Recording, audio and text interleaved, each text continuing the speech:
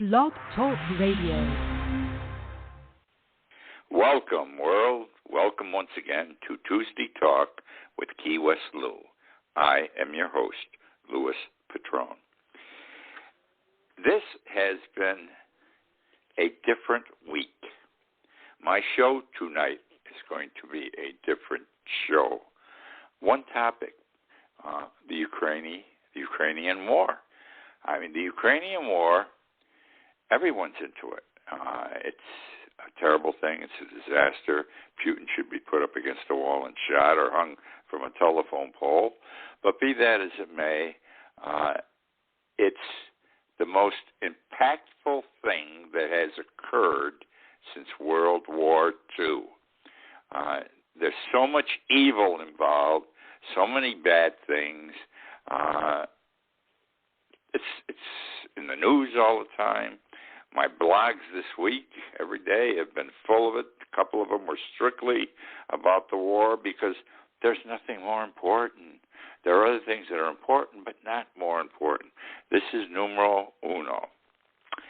However, tonight, I'm already smiling and laughing. I don't know if you can sense it. I'm going to start with a topic totally different from the war, and then everything following it will be the war. I was researching last night for an article I'm writing on the bubonic plague. And I thought I knew everything about the plague, but I was researching, to get certain dates down and who was the Pope and who did this and what. And I came across something about the plague that I never knew. I'm 86 years old. People who get to be my age think we know everything because we've lived through everything. It isn't, showing off or anything. You just know. But the older I get, the more I find out, the less I know. Things I learn almost every day that I never was aware of. And I'm not ashamed to admit it. It's a wondrous thing.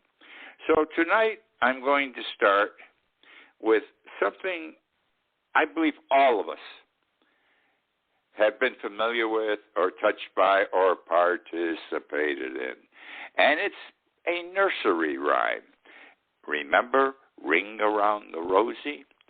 Well, you're going to wonder what this has got to do with the bubonic plague.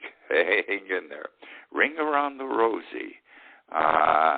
Let me start by just reciting the first stanza. Ring around the rosy, a pocket full of posies. A tush, we all fall down. I remember playing Ring Around the Rosie, singing that song, 2, 3 years old, 4, 5, 6. I remember doing it, playing it with my children. You form the circle, everybody holds hands, and you sing Ring Around the Rosie, a pocket full of posies. And it's a joyous thing, a happy thing. I did it with my grandchildren, every one of them, on more than one occasion. And I bet all of you in one fashion or another have played the game yourselves. Okay, now, why is this something to talk about tonight? Well, the words, number one.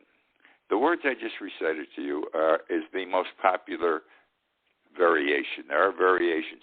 I mean, this is the only one I know. Ring around the rosies, a pocket full of posies, hush, hush, we all fall down. But there are so many others with different words, extra lines, et cetera, et cetera. But historians say this is the one that is the most popular, and they believe was the one that was originally sung, prepared, sung, etc. Now, why? Why did this all come about? Well, last night I think I said this already tonight, I was researching the bubonic plague for an article I'm writing, and I came across the following.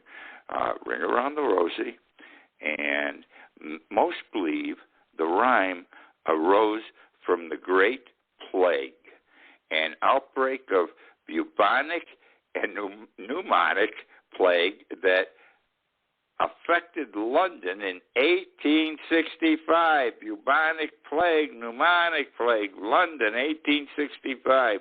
Finally published in print in Mother Goose, from the bubonic plague 20 years earlier to being published in Mother Goose in 1881. Now, what's it all about? It's about the Great Plague. The fatalism of the rhyme is brutal. This is really heavy stuff. The fatalism of the rhyme is brutal. The roses, bring around the rosies. The roses are what would I call it? An emphasis. They're an emphasis. I can't pronounce the word. For deadly rashes. Deadly rashes. The posies are a supposed preventive measure. The attouchures pertain to sneezing symptoms, and this is the worst. And the implication of everyone falling down is death. All right? These are an euphemism for deadly rashes. The posies, a supposed preventive measure. The attouchures pertain to sneezing symptoms, and the implication of everyone falling down is death. And that's what Ring Around the Rosies was all about. I'm glad the kids don't know it when they're singing. I'm glad that most parents, I'm sure, don't know it, or grandparents, because the happy part of it, the joyous part of it, is the best thing. Great to play the game with the kids, stand in a circle, sing, and then everybody falls down regardless of their age, which now brings to me the rest of the show for the evening, which is going to involve the war in the Ukraine. I'm going to be covering a lot of stuff rapidly. Some items I'm going to share with you small, some larger. You may be aware of a few of them. You may be aware of everything I'm going to share with you tonight. But that's the way it is. And I want to go through these because this is so important, what's going on here. This past Saturday, the United States met with Venezuela in Venezuela, okay? And they had a conference about lifting the sanctions the United States has had on Venezuela for years. And Venezuela, we would buy oil from them at reasonable prices. Now, Venezuela is one of the biggest oil-producing countries in the world. They got more oil offshore than you can believe. And we've sanctioned them because their president, Maduro, is a bad guy. Not as bad as Putin, I don't think. Not as bad as Hitler was. But he's a bad guy, and that's why we sanctioned him years ago. But now we have a problem because Biden has announced that he is going to stop purchasing oil from Putin. We don't buy that much to begin with, but he has a little bit he buys. Our country buys. We've been buying it for years. His plan is to cut back on it, now completely eliminate it. But now he knows what's going to happen. The price of gas has already gone up. The price of gas at the pump has already gone up. It's gone up before it should because the impact of the oil companies like Shell and BP, who have stopped doing business with Russia with their oil, has not impacted us yet. It takes a little while. But you know how the oil companies are. If a month from now they're going to feel, that they're not getting enough oil and they have to pay more for it, they raise the price now. They're a bunch of pigs. The oil companies are pigs, let's face it. And we get screwed, but that's the way it is. But what's amusing here is Biden wants to make up for the oil he's not going to be able to purchase from the Ukraine by buying it now from Venezuela, who's going to be happy to sell it to us because we're going to lift the sanctions from them. It has not been finally agreed to. The first meeting was Saturday. I'll bet you within the next 2 weeks a deal is made. Because as Maduro said on Saturday, and I quote, Venezuela is prepared to ramp up production for the stability of the world. He's going to make a big dollar. This poor guy, Venezuela's been making a big dollar anyhow, but he's going to make a greater dollar, all right? It's like a big bonus is going to hit him all at once and keep going. And that's what happens when there's a necessity to satisfy. You do what you have to do, and I don't blame Biden for doing this. Some of our congressional people are saying, oh, you can, he's a bad guy, etc. What do you want?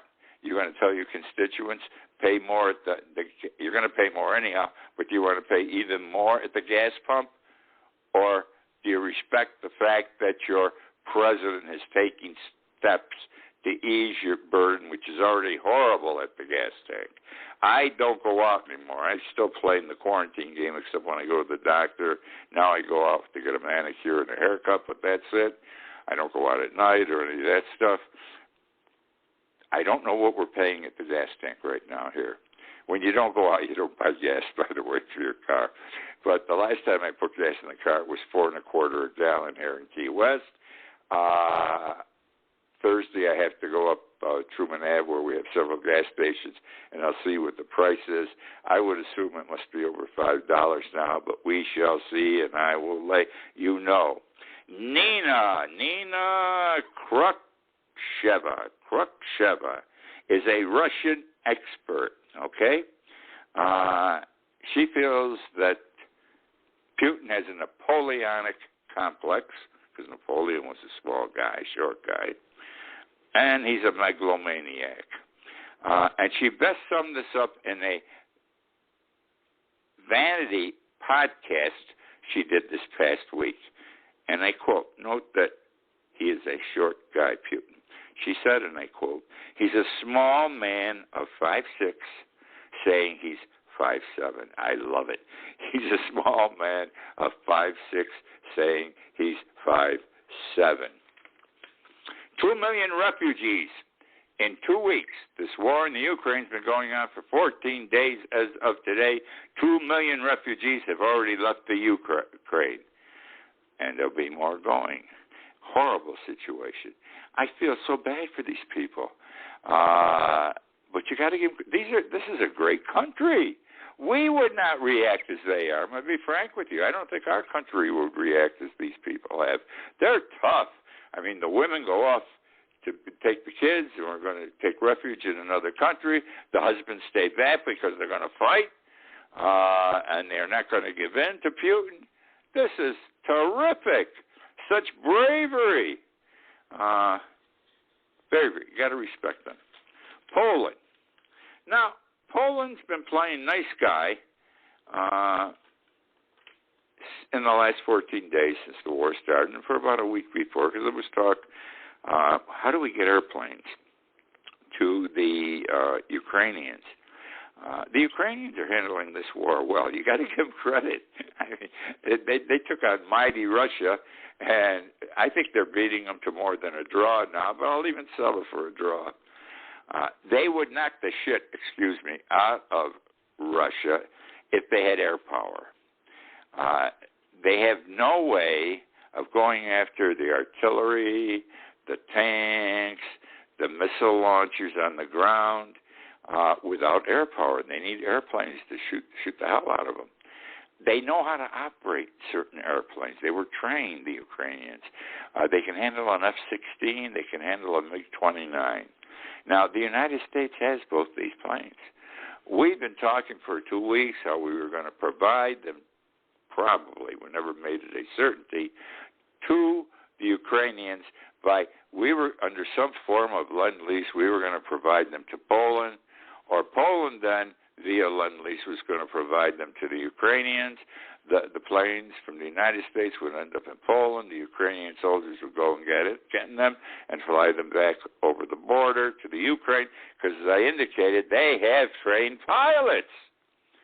And this will make if you think they're doing well, the Ukrainians now, they're going to do terrific if they have air power on their side. And Poland has said, no question, they're going to do this. This is a kumbaya situation between NATO, Poland, and the United States. Nothing in writing, but it was going that way. Sunday, this thing's it's coming close now, the sharing of air power. Putin issued a warning. He issued a warning that Poland, and I quote, would suffer consequences if he did this, the airplane transfers, Lend-Lease, and all that. And so everyone's got to look out for their own ass. Poland's backed off. They said, we're not going to do it anymore. So who knows where this is going to go. I'm sure it's going to get done one way or another, whether with Poland or someone else. Somebody, whatever country, please hurry up because the Ukrainian people need the air power desperately. Russian soldiers from day one are going into supermarkets, grocery stores, and people's homes and stealing food, taking it off the shelves, out of the refrigerator, and eating it right there. Why? Because they're starving too, just like a number of Ukrainian people are starving. Putin, what terrible things he's done with his own army. He did not plan for this war. He thought this was going to be a 2-day thing. He'd send his people in. The Ukrainians would say, oh, my God, thank you for coming. We're really Russians. We don't want to go to war. We don't want to fight you. We're yours. Instead, look what's happened. And his people, he didn't send enough food. And he doesn't have enough food to send. That's the problem. And do you notice also, I'm going to share this with you at this time, the equipment, the military equipment he has the Russian troops using is not up to date. And it's not in good shape. Those 40 miles of military vehicles on the road to Kyiv, all right, they're still there. They fell apart. They ran out of gas, no food for the soldiers, and they can't operate them. 40 miles of military vehicles, war-producing machines, the Russians can't use because Putin never put the money into them to fix them. Now, how did this all come together? Putin is wealthy. We hear the term oligarchs. They're wealthy. And then the last 2 days it's coming out why the army of the Russian army is not, their machinery isn't in good shape, their soldiers aren't well trained, and the reason is they have a Congress, I forget what they call it over in Russia, the Kremlin or something, whatever, and they pass a piece of legislation saying we're giving this year the appropriation for the military is $760 billion for this. It gets approved with no argument back and forth. But the money wasn't going to the military. The money was going to the oligarchs who were sharing it with Putin also. It's been going on for years. That's how the oligarchs got rich. That's one of the ways, and that's one of the ways Putin got rich. Remember, Putin is purported to be the richest man in the world. Something else that's interesting along the way here, I'm deviating from my outline in front of me, so to speak. I read over the weekend the soldiers in the army that are fighting the Ukrainians are getting $25. I think it's a week, a day or a week. I think it's a day, maybe a week, whatever. That's all. However, only 25% of the military, Russia's military, 25% of it is ordinary conscript soldiers that have been drafted, in effect, will get to $25, let's say a week. 75% of the Russian military are soldiers that they hire from foreign countries or so forth who are experienced. People who pay to fight. Every country has these type fighters. They pay those guys $1,250 a week. So you can't blame and he hasn't got any of the expensive guys in the Ukraine yet. You can't blame the $25 a week soldiers for surrendering as much as they do because, hell, I'm not getting that much money. Let the other guys come in and do it.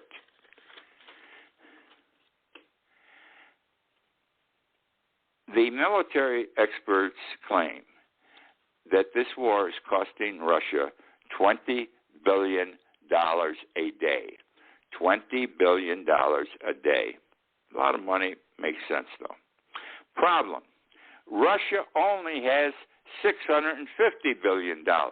This war is costing $20 billion a day. Russia only, at the beginning of it, had overall, it's only been 2 weeks old, the war, but overall had $650 billion. What's happened, though, is all these sanctions that are being opposed rapidly in the last 2 weeks have already tied up half of the $650 billion, which Putin can't get his hands on. We've got it sanctioned all over the place, so he's got even less. And at $20 billion a day, the experts claim Russia has only 4 to 5 weeks of money left to wage this war. Let's see if that is an accurate statement. Russia, at the beginning, they came into the Ukraine. Boy, they just moved right in, and they were going to take over that country. And it looked like they were the way they were starting, just like that 40 miles of convoy. They can't move yet. But things happen, and they haven't. But they did get out there, and they did take control of smaller cities, and they got close to cities, bigger ones that they wanted to take control of. But they couldn't hold on to the land they acquired by acts of war. And they had to fall back. And this seems to be happening constantly, okay? This is mighty Russia against little Ukraine, which again indicates this war has not been planned. Putin was not ready. Mentally he was, but as a practical matter, he didn't have everything, his eggs in order, as they say. He didn't have everything planned, and that's why they can't hold on to the ground. They go, let's say, 1 foot ahead and backwards 2 feet, and they're not succeeding. They're not succeeding in that regard. Now I want to talk about the movie actor Sean Penn. Interesting. Sean Penn was in Ukraine last week doing a documentary on the war, his experience there, and in getting out of the country. Has left a mark on him, and he's going to be an advocate for the Ukraine. And we're going to hear more about what happened to him and his experiences in the days to come. Sean Penn said when he got out of the Ukraine last week, he said, and I quote, "Our soul, America, is lost if we let if we let Ukraine down. The soul of America is lost if we let Ukraine down." He says, we can't leave them to fight alone. Now, here's what happened. He went in, they did their documentary. Now they want to leave. Well, I don't know if they flew in, how the hell they got into Ukraine to begin with, but to get out, they had to rent a car. It's the only way they could get out. They rented a car, and they got in line with the other cars of people who were trying to get to Poland. And the people who were walking in the roads to get to Poland also. How many miles are involved, I don't know, but at some point, the rented car could go no further because there were too many people. You couldn't move. So they abandoned the rented car on the side of the road, and he had to walk miles out of the Ukraine into Poland with the rest of the people. Obviously, it has to have impacted him, left him with a certain impression.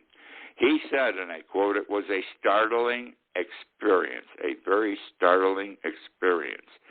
And he said, after we abandoned our car, we noticed everyone was abandoning their cars because the cars couldn't move, okay? And so you had to walk.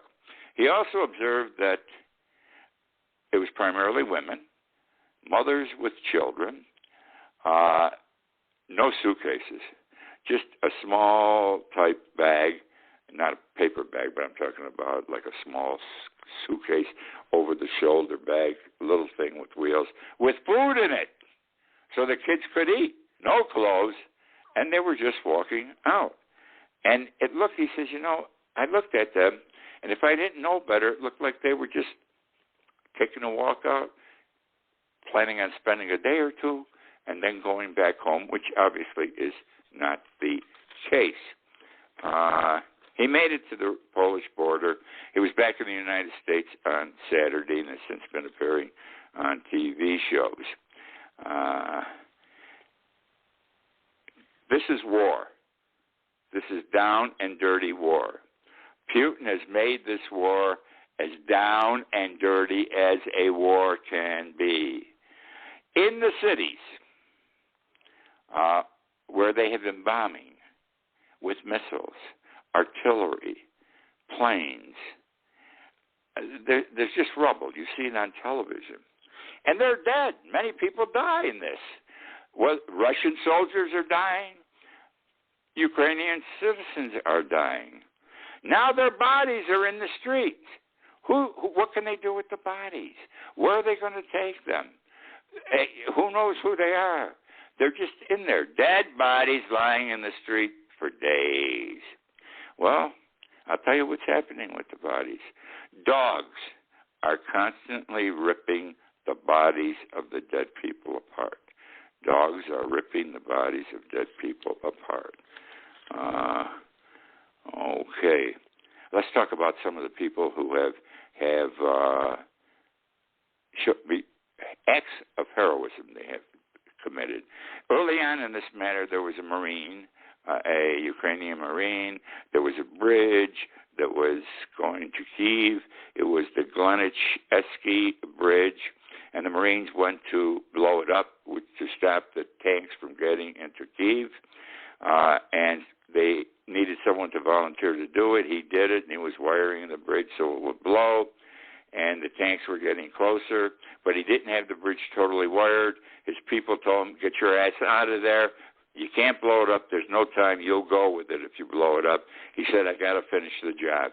And he finished the job, and when he did, the bridge blew up, the tanks didn't get across, and he died, okay? That is a hero, okay? Then there are those, and you've heard the story, I'm sure, on Snake Island and the Black Sea, 13 security guards, a Russian warship with planes over it, Russian planes, said, surrender or you're going to die. And one of them, I'm laughing, I shouldn't have said, responded, warship, go fuck yourself. And the warship said, okay.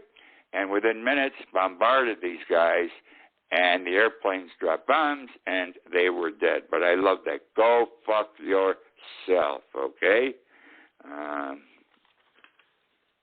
Oil. The price of oil is surging, going up rapidly.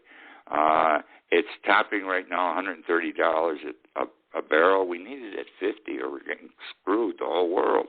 And oil experts claim the price could go up to $200 a barrel by the end of this month. These humanitarian corridors, what the hell is this guy? He's crazy. There were 2 days of corridors, 2 one day and one another.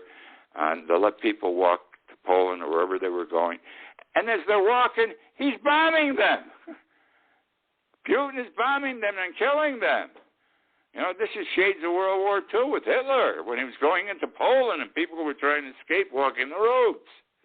All right. Now, he says, I'll give you a humanitarian corridor if you come to Russia. He'll shoot them while they're on the road to Russia, too. This man is evil, okay? And when he gets his, when he dies, he will sit at the right hand of Adolf Hitler. Okay, my friends, that's the show for tonight.